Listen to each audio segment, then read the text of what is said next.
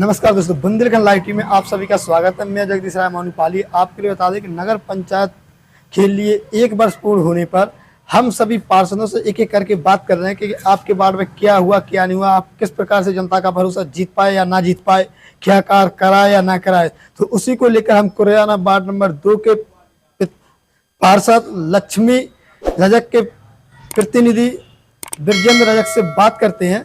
जी, आपका बहुत बहुत स्वागत है। धन्यवाद। राधे राधे सभी को। जी, आपके 1 साल पूरे हो चुके हैं, तो आप क्या जनता के भरोसे पे उतर आए हैं कि नहीं उतरे?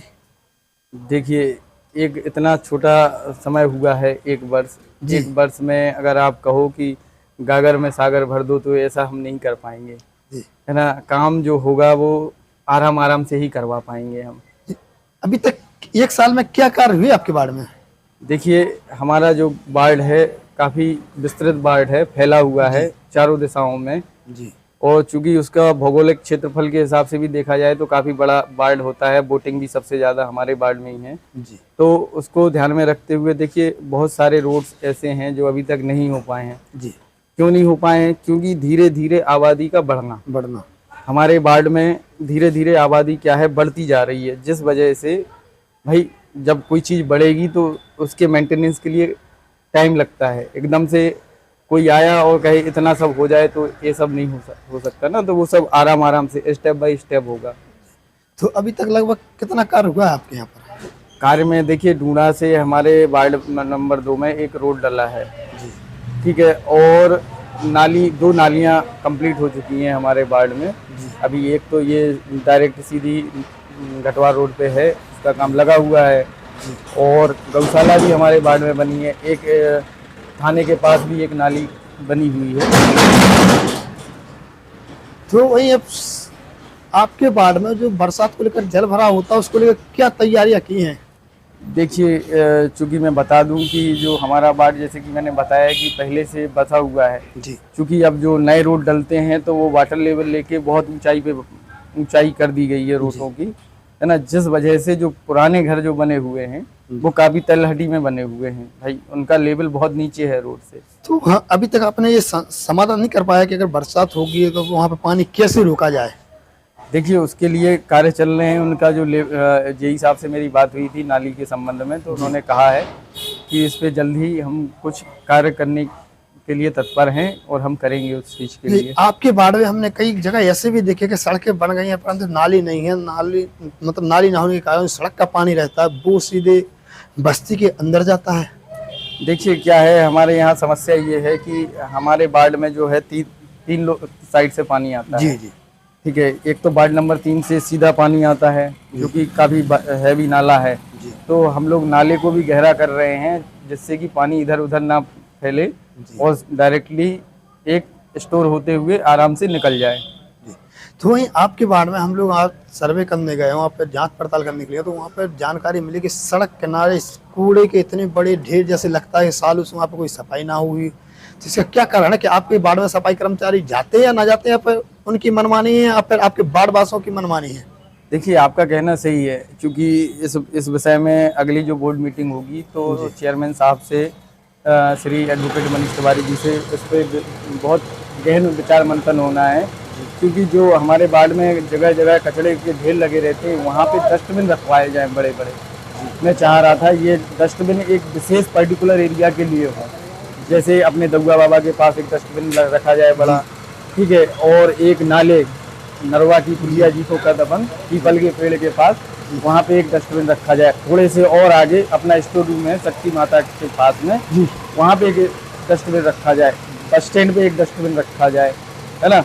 और सुरई मंदिर है नाले के पास, वहाँ पर भी एक डस्टबिन रखा जाए। और थोड़े से आगे आए तो सोनी जी के यहाँ आसपास एक डस्टबिन रखा जाए, तो वहाँ पे डस्टबिन रखवाने की पूरी कोशिश की जाएगी कि बड़े बड़े डस्टबिन हों, जिससे कि जो लोगों को बार दिक्कत जाती है कि भाई जब कचरा गाड़ी आएगी तभी कचरा जाएगा। मान लीजिए कचरा गाड़ी का हमारे यहाँ पे टाइमिंग बड़ा चेंज होता रहता है, ऊपर नीचे रहता है, कभी गाड़ी खराब हो गई। क्या वजह रहती है कि टाइम टेबल चेंज करना पड़ता है? देखिए, क्या है, एक तो रिसोर्सेज की कमी जिसको हम कहेंगे, रिसोर्सेज की कमी के कारण भाई प्रॉपर तरीके से नहीं हो पाता है। देखिए, क्या होता है, कोई किसी भी चीज़ को चलाना है तो उसके लिए धन की आवश्यकता होती है। और हमारी नगर पंचायत बहुत छोटी है, उसका क्षेत्रफल भी बहुत छोटा है। उसके लिए हमारे पास ग्रांट जो है वो उसी के हिसाब से आती है। चूँकि अब नई आबादी बढ़ गई है, मॉड्यूलेशन हो गया है, आबादी बढ़ गई है, मकान बढ़ गए हैं, है ना, उस वजह से थोड़ा सा मैनेज होने में तो हम लोगों ने उसका परिसीमांकन भी करवाने की कोशिश की है कि कहीं ना कहीं से हमारी ग्रांट बढ़ जाए तो हम कुछ और बेहतर दे सकें। तो ये बात करते हैं, आपके वार्ड में सार्वजनिक शौचालय बना हुआ है, वो ऐसी जगह बना हुआ है जो खुद के गंदे स्थान पर है, वहाँ पर गंदगी का अंबार लगा रहता है, तो क्या लोग बाग उस शौचालय का उपयोग करते हैं या पर सिर्फ शो पीस बन के रह गया? हाँ, ये आपने बहुत अच्छी बात पूछा मुझसे शौचालय का। इस पर भी विचार विमर्श करना है। देखिए, हमारे पास 2 शौचालय बने हुए वार्ड नंबर 2 में। एक प्राथमिक स्वास्थ्य केंद्र है जो अपना सीओ साहब के ऑफिस के साइड बना हुआ है, वो बिल्कुल बढ़िया है, चल रहा है चालू हालत में, हाइजीन भी वहाँ पे बहुत अच्छा है। लेकिन एक जो हमारे पास ये पुलिया के पास बना हुआ है, देखिए वहाँ पे पानी की कमी है। देखिए जो टंकी रखी हुई है उसमें पानी नहीं आ रहा है कहीं ना कहीं से, है ना। और चूँकि कर्मचारियों का ऐसा रवैया भी रहता है कि आज नहीं कल कर देंगे, परसों कर देंगे, उस वजह से तो वहाँ पे थोड़ी सी गंदगी ज़्यादा है। तो यही अब बात करते हैं, आपके वार्ड में जो आंगनबाड़ी की सबसे ज़्यादा असुविधा देखी जा रही है कि वार्डों में पाली में वो आशा ना, मतलब आंगनबाड़ी केंद्र ना होने से जो बच्चा रहते हैं उनके लिए पोषाहार ना मिल पाना या गर्भवती महिलाओं को पोषाहार न मिल पाने के बारे में क्या कहेंगे? नहीं, इससे तो मैं आपकी बात से सहमत नहीं हूँ, क्योंकि हमारे यहाँ जो कार्यकर्ती हैं वो चूँकि आजकल जो सिस्टम हो गया पूरा ऑनलाइन हो गया, मोबाइल नंबर सबके रजिस्टर्ड हैं, बच्चों के जो भी आंगनबाड़ी में रजिस्टर्ड हैं। अगर आंगनबाड़ी नहीं देती है तो देखिए क्या है, ओटीपी एक सिस्टम हो गया है, सरकार ने बहुत अच्छी चीज़ की है कि ओटीपी के माध्यम से वो वितरण कर रहे हैं कि भाई आप ओटीपी तभी लेंगे उस व्यक्ति से जब आप उसको पोषाहार दे चुके हैं या उसको मिल गया है, तभी आप उससे ओटीपी ले पाएंगे। ऐसे कोई मूर्ख तो है नहीं कि आपको फ्री फोकट में ओटीपी दे दे। तो इस बात से मैं आपकी सहमत नहीं हो पा रहा हूँ। तो नहीं, हमारा कहने का मतलब ये कि यहाँ पर 10 वार्ड हैं, वो सिर्फ 2 या 3 आंगनबाड़ी केंद्र हैं। तो यहाँ पर क्योंकि हम कई बस्ती में गए हैं, वहाँ पर महिलाओं द्वारा बताया गया है कि ना उनका रजिस्ट्रेशन कराया गया है, ना ही उन्हें सुविधा कराया गया, क्योंकि ज़्यादातर बस्ती कम पढ़े लिखे कम समझदार होते हैं। तो इसलिए उनके लिए या तो कैंप की ज़रूरत है या फिर उन्हें सलाह देने की ज़रूरत है। देखिए क्या होता है, पोषाहार बंटने का एक समय पीरियड होता है जी, है ना। तो उस समय पीरियड में देखिए जो कार्यकर्ती रहती हैं वो सबके यहाँ घर घर जाती हैं, बताती हैं। नहीं, जैसे जो बच्चे रजिस्ट्रेशन नहीं है यहाँ पर, जो तो उनका रजिस्ट्रेशन करवाइए ना आप आंगनबाड़ी जाके। अगर वो नहीं, अगर करने से मना कर रहे हैं तो आपके जनप्रतिनिधि हैं, मैं हूँ, आप हैं। मैडम बोल देती है कि हमारा टारगेट पूरा है बिरदा ब्लॉक का, आप पाली छोड़ी, बिरदा ब्लॉक का पूरा टारगेट है, इस चलते हम आपको आगे नहीं बढ़ा पाएंगे। नहीं तो आप किसी जनप्रतिनिधि से बात कीजिए इस बारे में, आप हैं आवाज उठाने के लिए। जिस प्रकार आज आप हमसे चर्चा कर रहे हैं एक साल पूर्ण होने के उपलक्ष्य। तो वही हम अगली बात करते हैं, आपकी पेयजल व्यवस्था को लेकर किस प्रकार से आपके वार्ड में पेयजल की व्यवस्था देखी जा रही है? देखिए पेयजल की व्यवस्था अभी तो उसको ज़्यादा ठीक नहीं मानेंगे, है ना, लेकिन फिर भी पानी हर घर तक पहुंच रहा है जहां आवश्यकता है। फिर आप ठीक क्यों नहीं मानेंगे? जब आपका कहना है कि पानी हर घर तक पहुंच रहा है तो फिर क्या प्रॉब्लम है? देखिए जैसे कि मैंने आपको बताया कि हमारे यहाँ 10 वार्ड है जी। देखिए कुछ वार्ड ऐसे हैं जल की आपूर्ति 2 तरीकों से हो रही है हमारे यहाँ पे। एक तो जल संस्थान के माध्यम से और एक डायरेक्टली प्रधानमंत्री जी के हर घर जल के माध्यम से, है ना। तो पूर्व में हमारे यहाँ जो लाइन बिछी हुई थी, देखिए ऐसी लाइन बिछी इसका किसी ने आज तक विरोध नहीं किया, नालियों में से लाइनों को बिछाया गया है। तो ये आपसे सबसे बड़ा मुद्दा उठाया कि नालियों में से पाइपलाइन बिछाई गई तो कई जगह वो नाली में पानी लीकेज हो गई। तो जब पानी जाता होगा तो पूरा नाली का पानी भी उस पाइपलाइन में भरता होगा, फिर आदमी कैसे उसका उपयोग करते हैं? इस बारे में आपने कभी बात रखी? क्योंकि संक्रमण बीमारी का भी खतरा रहता है। जी, इस बारे में मेरी बात हुई थी, चेयरमैन साहब को मैंने बताया है, अवगत कराया है इस बात से कि, तो उन्होंने मुझे आश्वासन दिया है कि अब ये जो अपना 3 नंबर में लाइन डलने के उपरांत जी आपके वार्ड की जो नाली है वो रोड नालियों के बाहर से एक प्रॉपर शेड में डाली जाएगी पुनः। तो आगे बात करते हैं, आपके यहाँ पे जो बिजली, क्योंकि नई बस्ती आपके यहाँ पे बसाई गई है, तो वहाँ पे लोगों के लिए बिजली कैसे पहुँच रही है? क्योंकि सुनसान सड़क होगी, वहाँ पे उजीला है कि अंधेरा है, किस प्रकार से व्यवस्था कराई गई है? कुछ गलियों को मान के देखें तो वहाँ पे देखिए कनेक्शन तो लगभग हमारे यहाँ सभी के घर में है। क्योंकि मैं अवेयर हूँ इसके लिए, मैंने सबको कनेक्शन करवाए। जो फ्री कनेक्शन आए थे जी उसमें सबको फ्री कनेक्शन भी दिलवाए थे। इससे पहले मैं कोई प्रतिनिधि नहीं था, जी है ना। जी तो उस समय भी हमने सबको फ्री में जो कनेक्शन आए थे उज्ज्वला योजना के तहत वो बंटवाए थे, और जिनके नहीं हो रहे थे उनके ऑनलाइन झटपट के माध्यम से हमने कनेक्शन करवाए हैं। जी। तो ऐसी कोई जगह नहीं है जहाँ पे प्रकाश की व्यवस्था नहीं हो, प्रकाश की सभी जगह व्यवस्था है। तो अब आपके बारे में कौन सी सड़कें बची हैं जो आपके लिए कराना अति आवश्यक है? देखिए हमारा वार्ड, जैसे कि मैंने आपको पहले ही बताया कि भौगोलिक क्षेत्रफल के हिसाब से बहुत बड़ा है और बस्ती भी बड़ी है। छोटी छोटी जगह पे लोग बाग अपनी अपनी जगहों पर मकान बना के रह चुके हैं, है ना। देखिए एक तो अपना ये स्टेडियम वाली लाइन हो गई, जी जी। वहाँ पे रोड की अति आवश्यकता है, उधर भी होना है। और एक अपनी एक सैर हो गई शंकर जी के मंदिर तक, इस पे भी कार्यान्वयन मैंने किया है, चेयरमैन साहब को दिया था लिख के, तो इस पे कार्य चल रहा है। और जो अपनी इंटर कॉलेज के सामने वाली सड़क है उसका भी काम लगने वाला है लगभग, चूँकि आचार संहिता लग गई थी, चुनाव कार्य चालू हो गए थे, इस वजह से वो पेंडिंग में डला हुआ है, नहीं तो अभी तक तो वो डल के।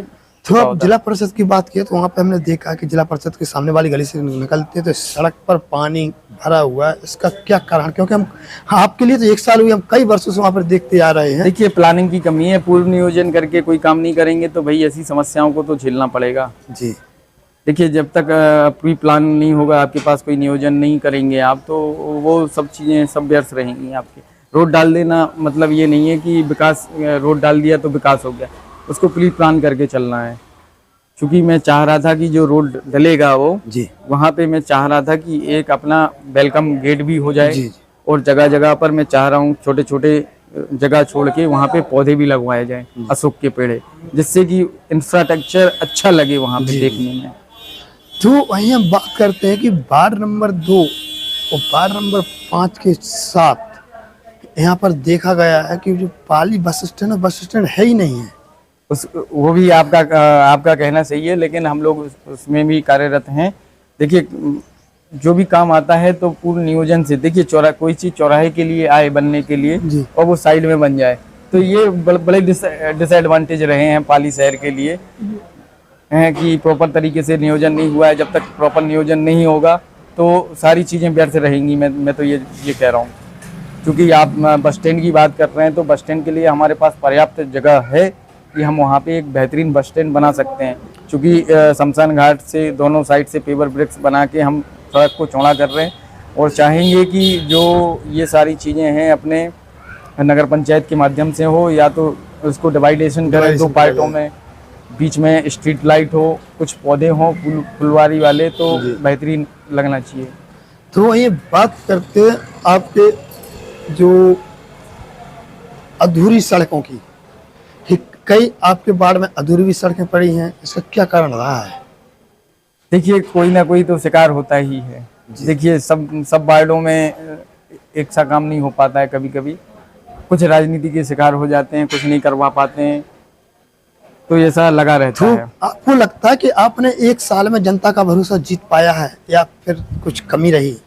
देखिए मैं ये नहीं कहूँगा कि जनता का भरोसा जीत पाया है, क्योंकि हर कोई अपने आप में पूर्ण नहीं होता है जी। किसी में कुछ ना कुछ कमियां होती हैं, मुझ में भी होंगी जी। तो वहीं क्या आप नगर पंचायत अध्यक्ष के कार्यकाल से खुश हो? क्योंकि कई जगह आरोप लगाए गए हैं कि नगर पंचायत अध्यक्ष द्वारा गिने चुने वार्डों में काम कराए जा रहे हैं, वहीं कई लोग नाखुश भी दिख रहे हैं, तो उस बारे में क्या आप उनसे कार्यशैली से खुश हो या फिर कुछ कमियां हैं? नहीं, उनकी कार्यशैली से तो नहीं, कार्यशैली से तो ठीक खुश हैं हम, लेकिन क्या है कभी कभी काम ऐसा होता है कि जो काम जल्दी होना चाहिए वो डिले होता है। देखिए जो कि हमारे चेयरमैन साहब हैं, काफ़ी एक्टिव हैं, पढ़े लिखे हैं, लेकिन क्या होता है कभी कभी अगर अपन किसी बात को कह रहे हैं तो क्या है कि वो लहजा थोड़ा सा अलग होता है कहने का, तो लहजे में कभी कभी ऐसा होता है कि लतीफ़ काम हो रहा है। तो आप हमारे बंधुगण लाइव टीवी के माध्यम से जनता को क्या संदेश देना चाहोगे आप? देखिए हम लोगों को आप सब लोगों ने इतना चाहा है, इस काबिल बनाया है कि हम आपका प्रतिनिधित्व कर रहे हैं पाली नगर पंचायत में। इसी प्रकार से अपना प्यार बनाए रखें और हम चाहेंगे कि हम आपकी सारी आशाओं पे खरे उतरें। ठीक है, ओके, धन्यवाद। जय हिंद, जय भारत। जय हिंद।